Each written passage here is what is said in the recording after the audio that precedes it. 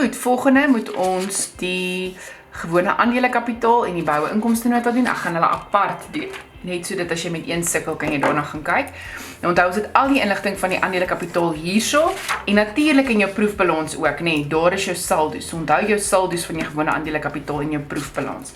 So kom ons kyk na die nota.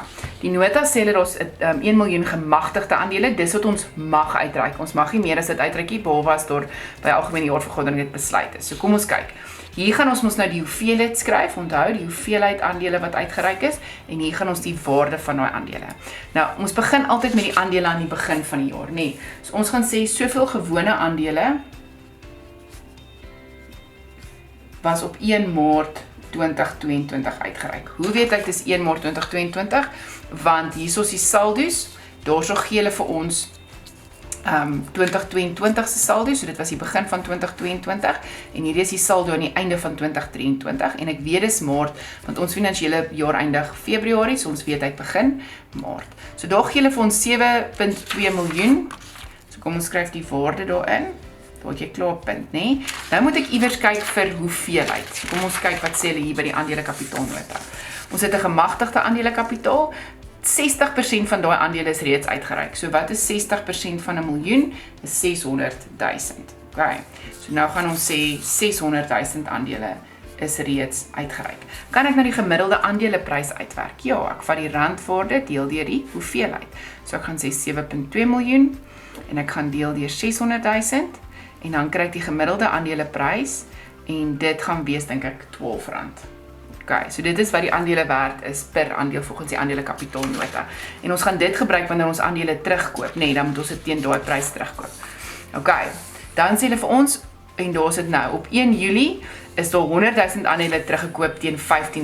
Nou onthou, dit is wat ons betaal het vir dit, maar met 'n terugkoopprys werk dit altyd so, die gemiddelde aandeleprys gaan na die aandelekapitaalnota toe, en dan die res gaan na die behoue inkomstenota toe. Nou wat dit beteken is, ek gebruik my gewone aandelekapitaal om dit terug te koop en dit wat die gemiddelde pryse sal ek dit voorteen terugkoop. Maar in hierdie geval is dit R12, nee, ons het dit mos nou net uitgewerk. Die gemiddelde aandeleprys was R12. Ek vat die totale randwaarde gedeel deur die hoeveelheid.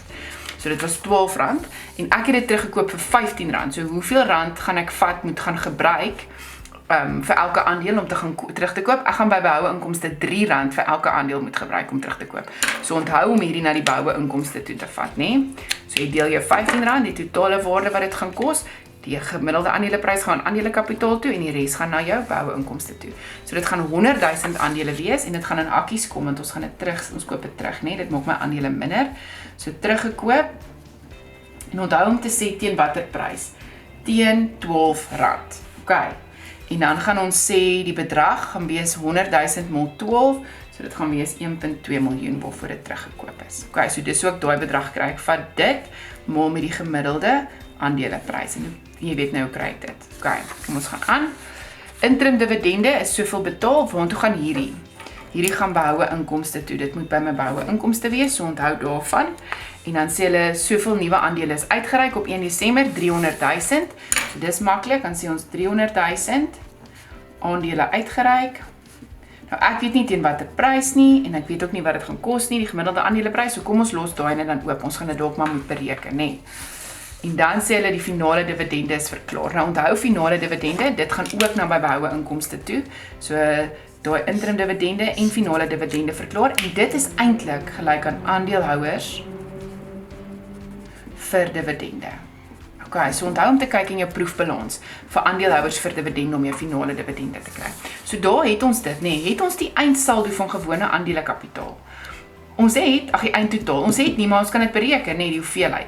600 minus 100 is 500, plus 300 is 800. So hier kan ek dit bereken, dit was nou nie moeilik nie. Kan ek daai ene bereken? Ja, ek gaan nou terugwerk. Ek gaan sê daai, plus daai, minus daai. En dan gaan ek kry 4800000. Okay. Daai is jou aandelekapitaalnota. Nou onthou, hierdie gaan na die staat van finansiële posisie toe. En dan gaan jy net daar 'n punt kry vir dit. So onthou om altyd dadelik te gaan kyk daar. Okay, maar hulle het hom klaar ingevul. Maar as hulle dit nie ingevul het nie, dan kon jy daar 'n saamwerkpunt gekry. So onthou om altyd te gaan check na jy die nota gemaak het. En jy moet die laste deel doen en ekwiteite deel doen om dit in te vul. Okay, volgende doen ons behoue inkomste.